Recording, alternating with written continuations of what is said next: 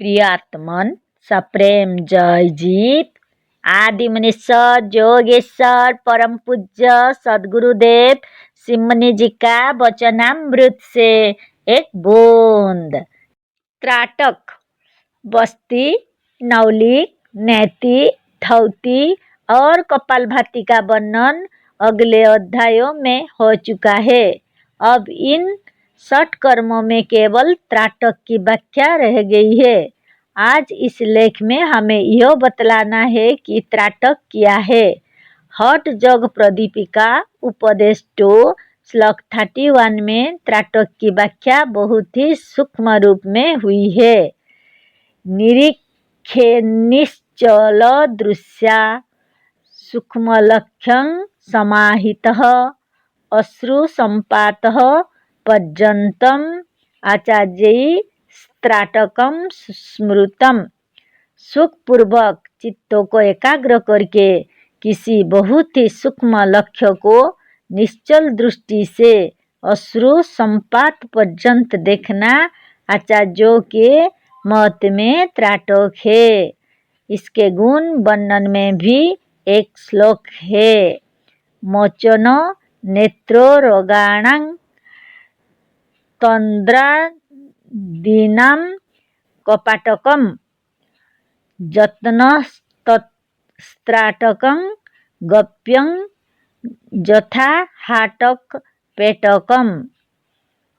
हठ जग प्रदीपिका उपदेश 2 श्लोक 32। त्राटक नेत्रों रोगों का नाशक और तंद्रा निद्रा तथा आलस्य आदि को छुड़ाने वाला है।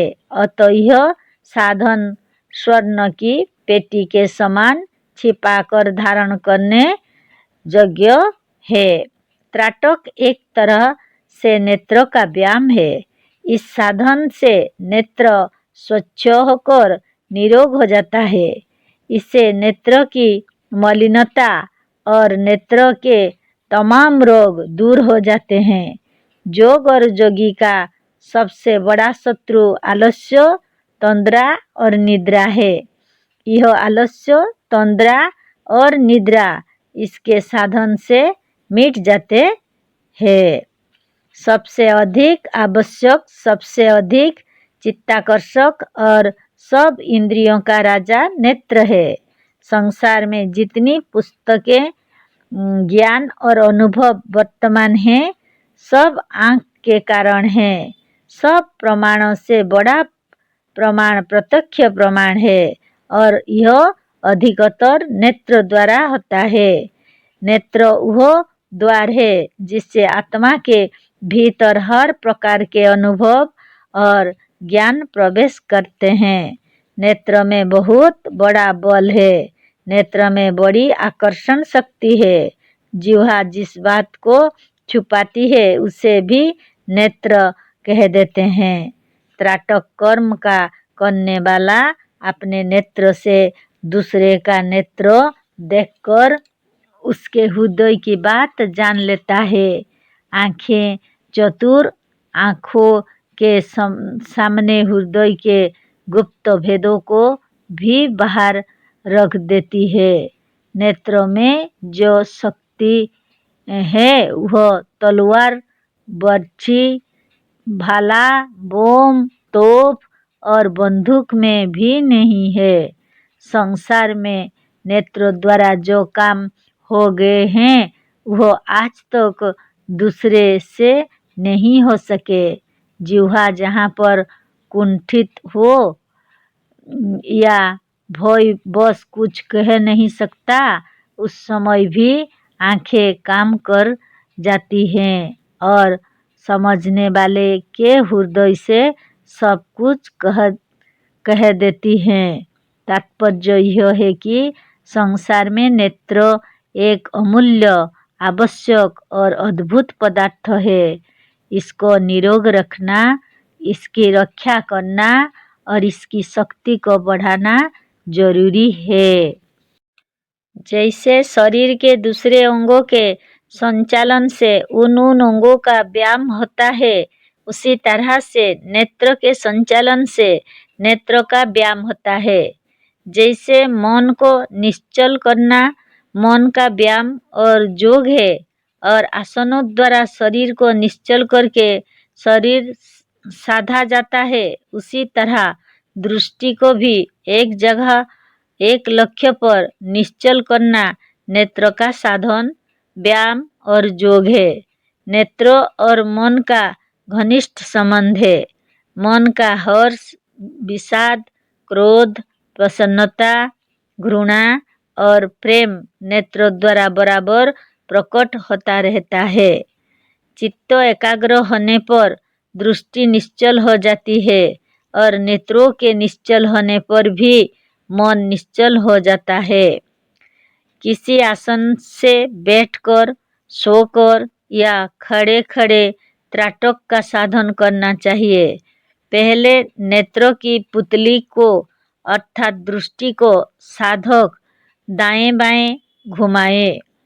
जिस समय आपकी आँख की काली पुतली दाएं बाएं घूम रही हो, उस समय शरीर या आँख का कोई दूसरा अंग ना हिले।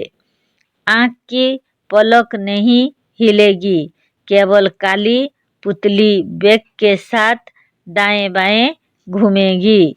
दाहिने और बाएं घुमाने के बाद इसी काली पुतली के गोलाकार चक्रों के समान घुमाना चाहिए। इसके बाद कहीं ऊंचे मैदान में खड़े होकर दूर से दूर दृष्टि को ले जाकर निकट लाने का अभ्यास करना चाहिए। दाएं बाएं ऊपर नीचे और तिरछे दूर निकट और गोल चक्र के समान बारंबार घुमाने से आँख की कसरत हो जाती है। फिर पुतली को उलटकर ऊपर की ओर करके त्रिकुटी का ध्यान करना चाहिए। फिर इस साधन के अनंतर नासिका के अग्रभाग को देखें। त्रिकुटी, नासाग्र और किसी सूक्ष्म लक्ष्यों को तभी तक देखना चाहिए जब तक अश्रुपात ना हो। अश्रुपात होने पर साधन बंद कर देना चाहिए।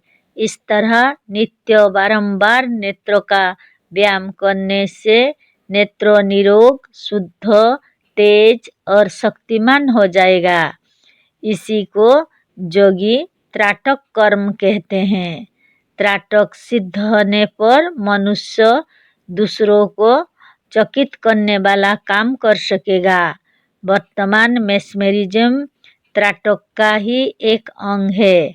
इच्छा होने पर भी हम इस त्राटक के साथ मेस्मेरिज्म का वर्णन नहीं कर सकते। कारण यह है कि यदि हम उसका वर्णन करें तो यह लेख बहुत बढ़ जाएगा। मेस्मेरिज्म के वर्णन में हमने एक पुस्तक अलग ही लिख दिया है। इसका नाम मेस्मेरिज्म या भूत विद्या है।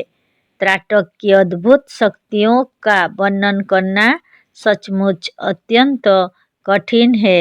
साधक यदि इसका अभ्यास करेंगे तो वह इन शक्तियों को प्राप्त कर स्वयं प्रसन्न और चकित होंगे। जय जीव।